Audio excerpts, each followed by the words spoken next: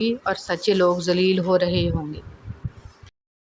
شرک کے بعد بدترین گناہ اللہ کی مخلوق کو تکلیف پہنچانا ہے۔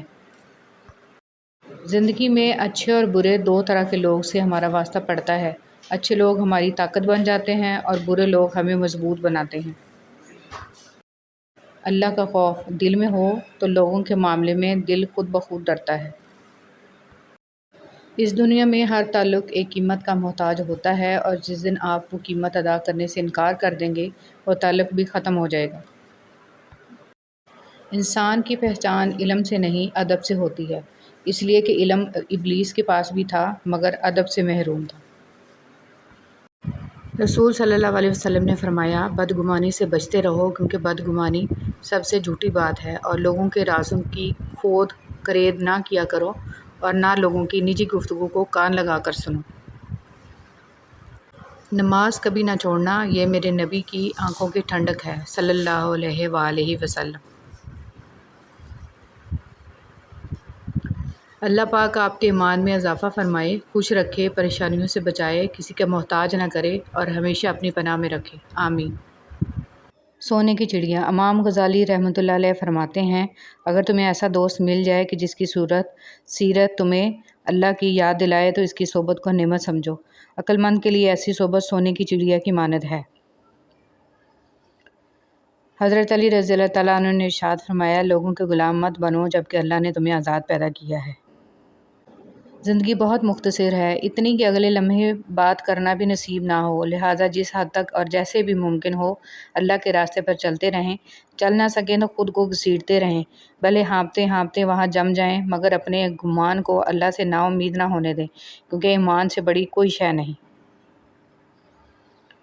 وہ رب جو انار کے دانوں کو ترتیب دینے پر قدرت رکھتا ہے، بے شک وہ رب ہمارے حالات بدلنے پر بھی اختیار رکھتا ہے۔ الحمدللہ رب العالمین۔ جو کسی کا برا نہیں چاہتے، ان کے ساتھ کوئی برا نہیں کر سکتا، یہ میرے رب کا وعدہ ہے۔ امام شافعی رحمۃ اللہ علیہ فرماتے ہیں، لوگوں کی باتیں پتھروں کی طرح ہوتی ہیں، ان کو پیٹھ پہ لاد لو گے تو یہ پیٹھ ٹوٹ جائے گی، ان کو اپنے قدموں تلے ایک برج بنا لو تو ان پر چڑھ کے بلند ہوتے جاؤ۔ کسی بھی چیز کے ختم ہونے سے زندگی ختم نہیں ہوتی۔ ہر بار کسی چیز کے ختم ہونے پر اللہ سے شکوہ کرنے کی بجائے اس کا شکر ادا کرنا چاہیے کہ اس نے ہم سے صرف ایک چیز واپس لی، سب کچھ واپس نہیں لیا۔ ہمارے وہ الفاظ بھی تحفہ ہیں جو دوسروں کو آگے بڑھنے کا حوصلہ دیتے ہیں۔ اے اللہ، مجھے آنے والے بہترین دن عطا فرما اور میرے نصیب میں ایسا لکھ دے جس سے میرا دل خوش ہو، مجھے ذہنی سکون عطا کر اور میرے معاملات کو آسان کر دے، آمین ثم آمین۔ یہ جو مائیں ہوتی ہیں نا، بہت انمول ہوتی ہیں، یہ نہ ہوں تو بیٹیاں بے مول ہوتی ہیں۔ گھر کو سونا کر جاتی ہیں، مائیں جانے کیوں مر جاتی ہیں۔ والدین اور درخت بوڑھے ہو جاتے ہیں لیکن ان کی چھاؤں ہمیشہ گھنی ہوتی ہے۔ اے ہمارے رب، ان دونوں والدین پر رحم فرما جس طرح انہوں نے مجھے بچپن میں پالا تھا۔ اس بے چین دنیا میں اگر کوئی سکون میں ہے تو یقیناً اس کا تعلق اللہ سے ہے۔ یہ بات معنی نہیں رکھتی کہ آپ کتنی زبانیں سمجھ سکتے ہو، صرف دلوں کو سمجھنا ہی آپ کو اہم بناتا ہے۔ مولانا جلال الدین رومی رحمۃ اللہ علیہ۔ خوبصورت دعا۔ یا اللہ، جو پریشان حال ہیں وہ اور اپنی ان پریشانیوں کو کسی سے بیان نہیں کرنا چاہتے، ان کی پریشانیوں کو دور فرما۔ اللہ، تو اپنے نیک بندوں کو جو دیا کرتا ہے وہ ہم سب کو عطا فرما۔ اے اللہ، اتنا عطا کر جتنی تیری شان ہے، اتنے گناہ معاف فرما جتنا تو رحمان ہے، اتنی آزمائشوں سے محفوظ فرما جتنا تو مہربان ہے، اتنی رزق میں فراوانی فرما جتنا تو رازق ہے، آمین ثم آمین یا رب العالمین۔ کچھ لوگ بھی بڑے عجیب ہوتے ہیں، ان کو جتنا بھی اپنا سمجھو لیکن وہ ہمیشہ لوگ ہی رہتے ہیں۔ تڑپ ہو اگر ڈھونڈنے کی تو کائنات کا ہر راستہ اللہ کی طرف جاتا ہے۔ تحفہ۔ بیوی کی خوشیوں اور خواہشوں کا خیال رکھنا شوہر کی ذمہ داری ہے، کیونکہ وہ آپ کے علاوہ کسی سے نہیں کہہ سکتی۔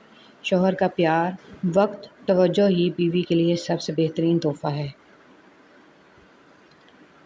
زندگی میں چاہے کتنی بھی خوشیاں ہوں ہمارے پاس، لیکن ہم تب تک خوش نہیں ہو سکتے جب تک ہمارے ساتھ وہ نہیں جس کے ساتھ ہم خوش ہونا چاہتے ہیں۔ حضرت علی رضی اللہ تعالیٰ عنہ۔ یاد رکھیے کہ فرائض کے چھوڑنے سے جو عذاب آتے ہیں وہ وظائف کے پڑھنے سے ختم نہیں ہوتے۔ بہت جلد اکتا جانے اور بہت جلد متاثر ہونے کی عادت ترک کر دیں۔ حضرت علی رضی اللہ تعالیٰ عنہ نے فرمایا، صبح کا آغاز صدقے سے کیا کرو، کیونکہ مصیبت صدقے سے آگے قدم نہیں بڑھاتی۔ اللہ تعالیٰ صدقے کی وجہ سے 70 بیماریوں کو دور فرماتا ہے۔ حضرت عمر فاروق رضی اللہ تعالیٰ عنہ نے فرمایا، جس نے رب کے لیے جھکنا سیکھ لیا وہی علم والا ہے، کیونکہ علم کی پہچان عاجزی ہے اور جاہل کی پہچان تکبر ہے۔ سبحان اللہ۔